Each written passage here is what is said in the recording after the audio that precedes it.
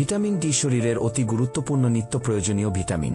গর্ভবতী মা ও নবজাতকের শরীরে ভিটামিন ডি এর অভাব তাদের বিভিন্ন ক্ষতির কারণ হতে পারে। গর্ভবতী মায়ের শরীরে ভিটামিন ডি এর অভাব থাকলে নবজাতকের যেসব সমস্যা হতে পারে: অপরিণত বয়সে জন্ম, খিঁচুনি, জন্মের পরপরই শ্বাসকষ্ট, মারাত্মক সংক্রমণ, খাদ্যনালীর প্রদাহ ইত্যাদি।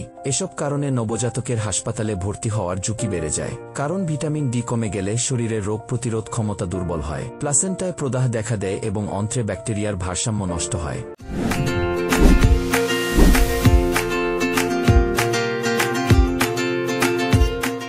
ভিটামিন ডি এর অভাবে গর্ভবতী মায়ের যেসব সমস্যা হতে পারে: গর্ভবতী মা ভিটামিন ডি এর অভাবে যেসব জটিলতার ভোগে থাকেন সেগুলো হলো প্রি-একলামশিয়া, ডায়াবেটিস, ব্যাকটেরিয়াল ভেজাইনোসিস, সিজারিয়ান সি সেকশনের হার বেড়ে যাওয়া ইত্যাদি। গর্ভবতী মায়ের শরীরে সঠিক পরিমাণে ভিটামিন ডি থাকলে বাচ্চার যেসব উপকার হয়। বিভিন্ন গবেষণা অনুযায়ী গর্ভকালীন ভিটামিন ডি ঠিক রাখতে পারলে নবজাতকের জন্মকালীন ওজন, দৈর্ঘ্য, মাথার পরিধি, অস্থির বৃদ্ধি তথা জন্মগত রিকেটস ইত্যাদি ঠিক রাখা। দীর্ঘমেয়াদী স্বাস্থ্যগত সুরক্ষা নিশ্চিত করা, যেমন হাইপোক্সিক ব্রেইন ইনজুরি বা সন্তানের মস্তিষ্কে প্রয়োজনীয় পরিমাণ অক্সিজেন সরবরাহ ব্যাহত বা কমে যাওয়াকে প্রতিরোধ করা এবং ব্রেন ডেভেলপমেন্টে সহায়তা করা ইত্যাদি। গর্ভবতী মায়ের শরীরে ভিটামিন ডি এর মাত্রা কমপক্ষে 20 ন্যানোগ্রাম বা ডিএল থাকতে হবে।